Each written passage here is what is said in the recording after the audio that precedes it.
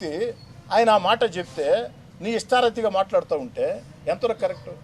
పాపం అంట విజయసాయి రెడ్డి వచ్చాడంట, విపిఆర్ ప్యాంటు తడుముకుంటా ఉన్నాడంట, ప్యాంటు తడిసిపోతా ఉందంట విపిఆర్ది. అనిల్, విపిఆర్ ప్యాంటు తడస్తుందో లేదో పక్కన పెడితే నారాయణ సార్ మీద పోటీ చేసేదానికి ధైర్యం లేక అప్పుడు దాకా రాసుకోరా సాంబా నేనే నెల్లూరు అభ్యర్థిని, రాసుకోరా రంగా నేనే నెల్లూరు అభ్యర్థిని, రాసుకోరా సాంబా మళ్ళీ చెప్తున్నా నేనే నెల్లూరు అభ్యర్థిని ప్రగల్భాలు పలికి నువ్వు జనంలో ఒక రౌండ్ తిరిగి పరిస్థితి అర్థమయ్యే నారాయణ సార్ దెబ్బకి ప్యాంటు తడుపుకున్నావో కింద ఇంకేదైనా తడుపుకున్నావో 3 జిల్లాలు దాటావు. రాసుకోరా సాంబా ఎలా పోయింది తమ్ముడు అనిల్? రాసుకోరా సాంబా ఎలా పోయింది? ఏం రాసుకోవాలి ఇప్పుడు? ఏం రాసుకోవాలా? నేనే పోటీ అన్నావు కదా. 3 జిల్లాలు దాటావు నారాయణ సార్ దెబ్బకి. 3 జిల్లాలు దాటి ఏం దడిచిందో నీ కింద ఏం కారిందో మాకైతే తెలియదు, కానీ 3 జిల్లాలు దాటావు.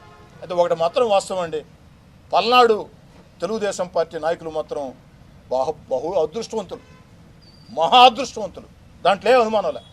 వాళ్ళు చేయాల్సిన కష్టం అంతా అనిలే చేసేసి నెల్లూరు జిల్లాలో ఏ విధంగా సర్వనాశనం చేశాడు వైఎస్ఆర్ కాంగ్రెస్ పార్టీని, పల్నాడు జిల్లాలో కూడా ఆ పుణ్యం కట్టుకుంటాడు.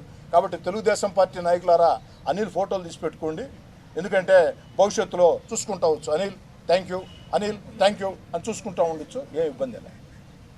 ఇకపోతే ఒక ముఖ్యమైన విషయం చివరిలో చెప్దామని ఆగా.